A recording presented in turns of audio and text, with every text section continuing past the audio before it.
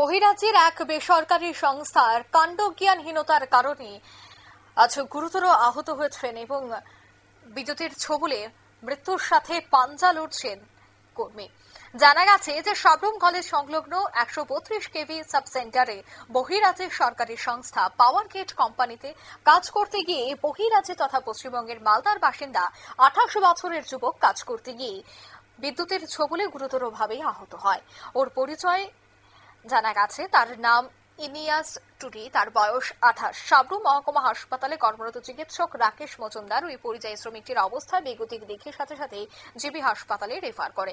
সাবরুম মহকুমা হাসপাতালে ডাক্তার জানিয়েছেন 64% শরীর পুড়ে গেছে।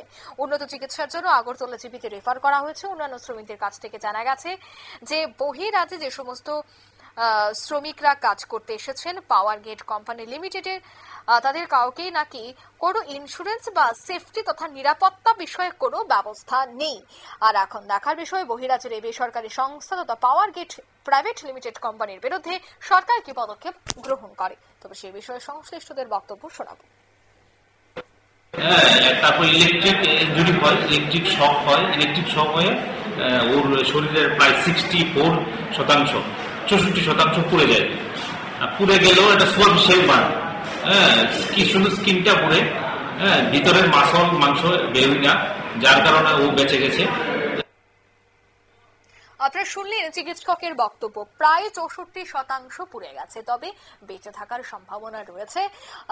খুব দ্রুত যেন সুস্থ হয় এবং চিকিৎসা পরিষেবা যেন ভালো হয়, তার জন্য কিন্তু জিবি হাসপাতালে নিয়ে আসা হয়েছে। বর্তমানে জিবি হাসপাতালে সে মৃত্যুর সাথে পাঞ্জা লড়ছে। নিয়ে নিচ্ছে ছোট একটি বিজ্ঞাপন বিরতি, সঙ্গে থাকুন।